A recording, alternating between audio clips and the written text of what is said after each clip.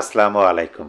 সম্মানিত দর্শক, বাংলাদেশ আওয়ামী লীগ বিশাল বড় একটা রাজনৈতিক দল। যখন বলা হয় যে বাংলাদেশ আওয়ামী লীগ, তার মানে বাংলাদেশ, আর এই বাংলাদেশের জন্মদাতা কি মুক্তিযুদ্ধ, আর মুক্তিযুদ্ধর নেতৃত্ব দানকারী রাজনৈতিক দল আওয়ামী লীগ। বাংলাদেশ আওয়ামী লীগের নেতৃত্বে বাংলাদেশ স্বাধীন হয়েছে, মানে বাংলাদেশ রাষ্ট্রের জন্ম হয়েছে। যাই হোক, নতুন করে পরিচয় করে দেওয়ার কিছু নাই। ছোট্ট বাচ্চা লেদা বাচ্চারাও এই বিষয়ে জানে যে বাংলাদেশ রাষ্ট্রের জন্মের নেতৃত্ব দেওয়া রাজনৈতিক দল কোনটা।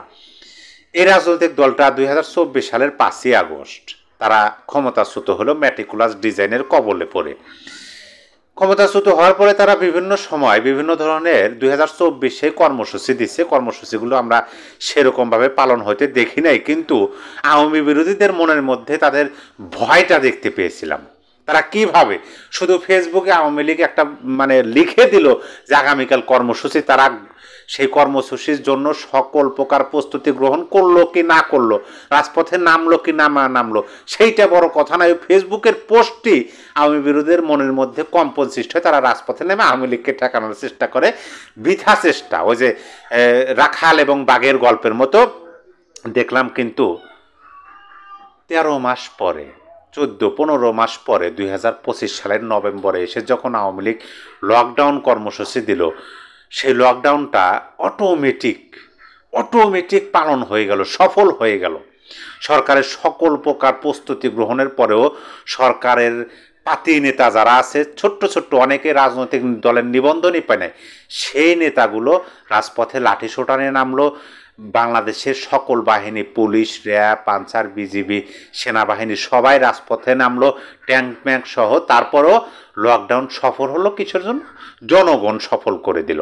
সেটার একটা ভিডিও আমি আপনাদেরকে আজকে সকালবেলা দিয়েছিলাম, আপনারা অনেকে দেখেছেন। এখন সে লকডাউন হয়ে গেল শাটডাউন।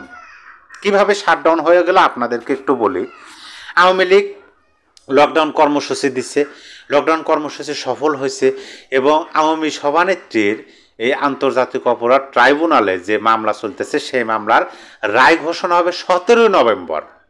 এখন আওয়ামী লীগ করলো কি, যেহেতু 13 নভেম্বর তাদের লকডাউন সফল হলো, 13, 14, 15 তারা 16 এবং 17 তারিখ, 18 তারিখ তারা লকডাউনকে রূপান্তরিত করলো শাটডাউনে। এখন লকডাউন বলতে আমরা কি বুঝি? লকডাউন বলতে আপনাকে আপনার ঘরে অবস্থান করতে হবে। আপনি যদি ঘরের বাইরে হন, আপনার অনেক সমস্যা, অনেক ক্ষতির সম্মুখীন হতে পারেন। যেমন ধরেন করোনার সময় আমরা দেখছি রাষ্ট্রের পক্ষ থেকে বলা হলো যে আপনারা ঘরে থাকেন, অতি প্রয়োজন ছাড়া আপনার রাজপথে বের হন না। বের হলে আপনাদের ক্ষতি হতে পারে। কি ক্ষতি হতে পারে? আপনার মধ্যে করোনার জীবাণু, করোনার ভাইরাস প্রবেশ করতে পারে। অন্যথায় রাষ্ট্রীয় যে আইন শৃঙ্খলা বাহিনী আছে, তারা আপনাদের উপর লাঠিচার্জ প্যাদানি দিতে পারে। অথবা আপনারা রাজপথে বের হবেন না। সেটা হচ্ছে লকডাউন, ঘরে থাকা। এখন শাটডাউন বলতে কি? শাটডাউন আমরা কম্পিউটারে শাটডাউন দিই, মোবাইলে শাটডাউন দিই। শাটডাউন মানে হলো যে বন্ধ, একেবারে বন্ধ, কোনো লাইন নাই, আপনি একবারে বিচ্ছিন্ন। দোকানপাট, অফিস, আদালত, সকল কিছু বন্ধ থাকবে। আপনার ঘরের জানালা দরজা পর্যন্ত বন্ধ থাকবে। এটা হচ্ছে শাটডাউন। এখন যেহেতু দেখা যাচ্ছে আওয়ামী লীগের লকডাউন জনগণ সফল করলো, এখন শাটডাউন এটাও কিন্তু আওয়ামী লীগ জনগণের উপরই ভরসা করতেছে। আমি শাটডাউন বিষয়ে আর একটু কথা বলি, তার আগে লকডাউন সম্পর্কে সংক্ষেপে বলে নেই। দেখেন, লকডাউন বিষয়ে আমি গ্রামে থাকি, গ্রামে আমার বসবাস, এই বিষয়টা আপনারা সবাই জানেন। আমার গ্রামের ছোট্ট একটা বাজার, সেই বাজারে আপনার কয়েকটা গ্রাম মিলে একটা বাজার।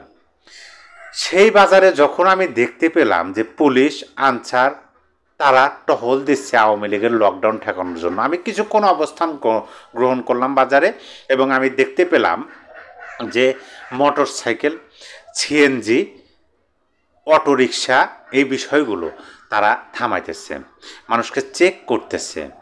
মানুষকে চেক করে দেওয়া দেখতেছে যে তারা আদৌ কি এই অঞ্চলের মানুষ এখানেই কাজের জন্য বের হয়েছেন, নাকি তারা বাংলাদেশের আওয়ামী লীগের যে লকডাউন কর্মসূচি সেখানে অংশগ্রহণ করার জন্য যাইতেছে। তারা কোনোভাবেই যেন ঢাকামুখী না হতে পারে, এইভাবে তারা টহল দিচ্ছে, চেক করতেছে।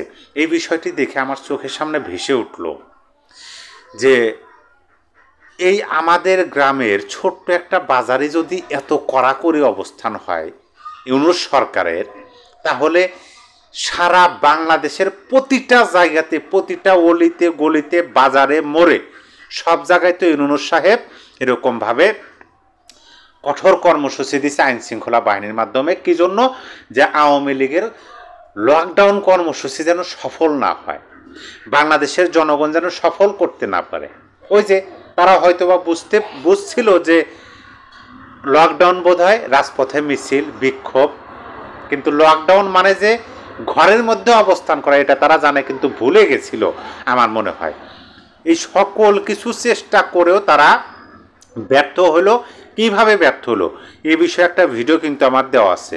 এই ভিডিওর আগের ভিডিওটাই আমি প্রমাণ সহকারে দিচ্ছি যে আওয়ামী লীগের সফল লকডাউন এবং ইউনূস সরকারের অস্থিরতা, ভয়ে অস্থির, এ বিষয়ে আমি একটা ভিডিও দিছি, আপনারা চাইলে দেখে নিতে পারেন। এখন আমার যেটা কথা সেটা হলো যে এই যে আওয়ামী লীগের লকডাউন কর্মসূচি সফল হলো, এই সফল করলো কারা? দেশের জনগণ করছে। মানে এখানে ওই বিষয়টা চলে আসতেছে যে নেতাকর্মী মাঠে নামিবার পূর্বেই লকডাউন কর্মসূচি সফল হইয়া গেল। তাইলে এখানে ইউনূস সরকার সকল চেষ্টা গ্রহণ করেও যখন আওয়ামী লীগের কর্মসূচি ঠেকাতে ব্যর্থ হলো, তখন আওয়ামী লীগের শাটডাউন কীভাবে ঠেকাবে ইউনূস সরকার? আপনি একটু ভাবুন তো।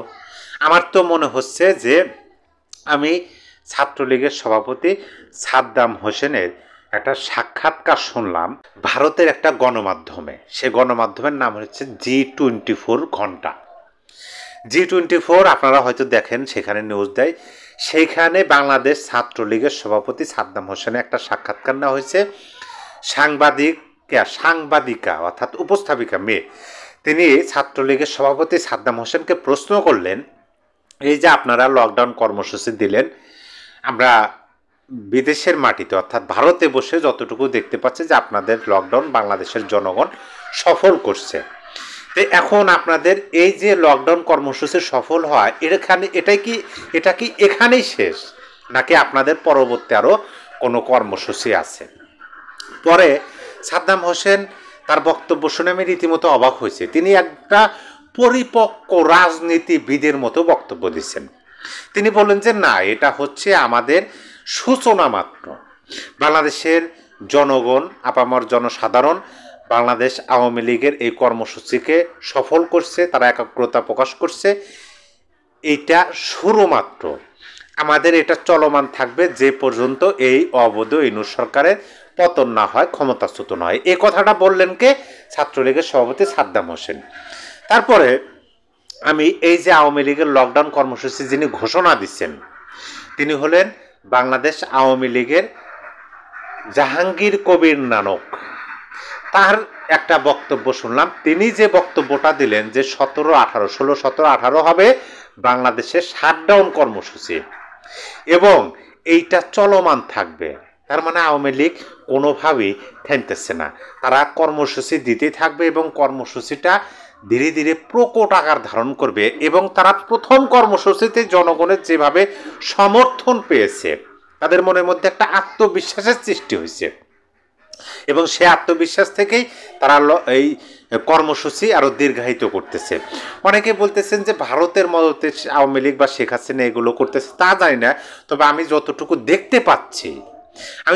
দেখতে পাইতেছি ততটুকু তো আপনাদেরকে বলতেছি। আওয়ামী লীগের লকডাউন কর্মসূচি সফল এবং এখন তারা শাটডাউনে চলে গেছে। এই শাটডাউন কর্মসূচি ইউনূস সরকার কোনোভাবেই ব্যাহত করতে পারবে কিনা, বা আওয়ামী লীগ শাটডাউন কর্মসূচি যেন পালন না করতে পারে, সেইটা ইউনূস সরকারের পক্ষ থেকে সফল হতে পারবে কিনা, আপনার মতামত অবশ্যই কমেন্ট বক্সে জানিয়ে দেবেন। তবে আমি এইটুকু শুধু বলতে পারি যে একটা রাষ্ট্রের জনগণ যদি কোনো একটা রাজনৈতিক দলের কর্মসূচি সফল করতে সহযোগিতা করে, তাহলে শুধু এই রাষ্ট্রের কেন, বিশ্বের কোনো শক্তির সাধ্য নাই সেই কর্মসূচিকে ব্যর্থ করা। সেই হিসেবে আমার কাছে মনে হচ্ছে বাংলাদেশের জনগণ যদি চায়, আওয়ামী লীগের শাটডাউন কর্মসূচি সফল হবে। ইউনূস সরকার কিছু করতে পারবে না, কারণ লকডাউন কর্মসূচি ঠেকা দিত ইউনূস সাহেব সর্বোচ্চ লেভেলের তারা চেষ্টা অব্যাহত রাখছিলেন, কিন্তু ব্যর্থ হয়েছে। এখন দেখা যাক শাটডাউন কর্মসূচি কতটুকু সফল হয়, ইউনূস সাহেব সফল হয় নাকি আওয়ামী লীগ সফল হয়। আপনার মতামত অবশ্যই কমেন্ট বক্সে জানিয়ে দেবেন। সবাই ভালো থাকবেন, আল্লাহ হাফেজ।